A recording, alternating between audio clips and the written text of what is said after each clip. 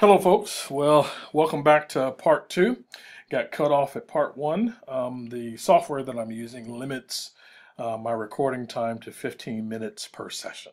Okay, so there will oftentimes be a part one, part two to this. Okay, so I was talking about the interquartile range, which once again is sort of the companion to the median in the way that the standard deviation is a companion to the mean. Okay, and so I was reminding you that the median is oftentimes called the 50th percentile.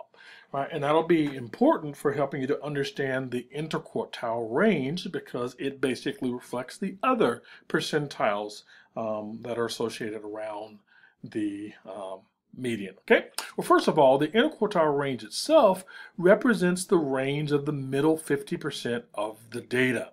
Okay, and so that range lets you know where roughly 50% of the data is. Okay.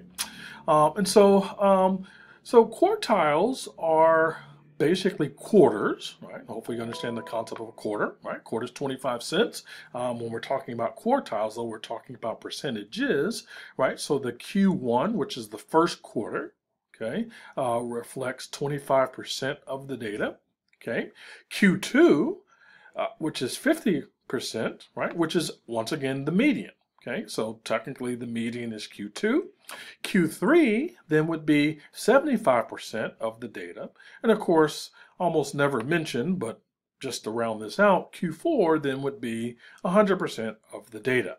Okay, and so the interquartile range is really nothing more than the 75th percentile. Okay, whatever that number is at the 75th percentile, right? You subtract from that number, okay, the 25th percentile number, okay, and that gives you the middle 50%, right, of our data. Okay, so that's the interquartile range. Now, once again, even though I'm showing you how to calculate these things, right, you will not calculate these by hand, right? All of the calculations are done inside of StatCrunch, okay? But that's simply how that number is calculated. Okay. So finally, in this chapter, you're introduced to yet another graph, right? You might recall me saying in that last lecture that the four graphs that you dealt with last chapter would not be the only graphs and that we would continue to add those graphs. So you're introduced to something that's very useful here called a box plot. Now, box plots are also typically associated with the median in the interquartile range, and you'll see how, okay? So once again, a box plot is a chart that visually displays that first quartile, right? It displays the median, which once again is Q2, and then displays the third quartile, okay? And then any potential outliers that may be in your data. Remember, outliers are extreme values, and they can be extremely on the low end or extremely on the high end, okay? So here's an example of a box plot. And what we see here is that Q1, right, where the box begins, is the 25th percentile. Okay, the median is the number that is in the middle. Okay, once again, it would be Q2. And then the end of the box would be Q3 or the 75th percentile. So basically, we have where the 25th percentile is. We have the median, which is the 50th percentile. And then we have the 75th percentile. These things protruding from the box are what we call the whiskers. And they kind of let you know what the range are of sort of acceptable values, such that anything that is outside of these would reflect outliers.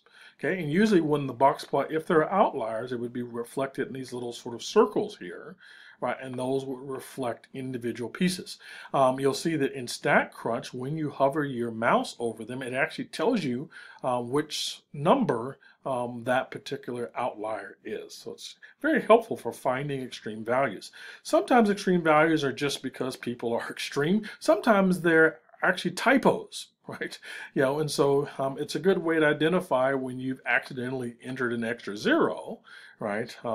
Such that you've got maybe, you know, a McDonald's worker that's making $100,000 a year instead of $10,000 a year, right? That's going to be an outlier on the top end, which could skew your data, okay? Something that you don't want to do, okay? So once again, in terms of interpreting box plots, right, we might ask ourselves, so what percentage students scored below 83%? Remember what percentile this is, right? And the answer would be 25%. Remember that 25% of all the scores are below this figure. Okay? What percent of students scored between 83% and 92%, right? Where the box begins and where the box ends. Okay? Remember what the interquartile range is, because that's what that is, 50%. Right? Remember the interquartile range reflects where 50%. Right? So we know that basically roughly 50% of our students are between 83% and 92%, right, on an exam. Okay? So that's the end of this video. Hopefully this has been helpful. Should you have any additional questions, feel free to shoot them to me. Also, make sure that you watch the video on how to calculate all of the stuff that I've talked about in this video in StatCrunch. Okay? Bye-bye.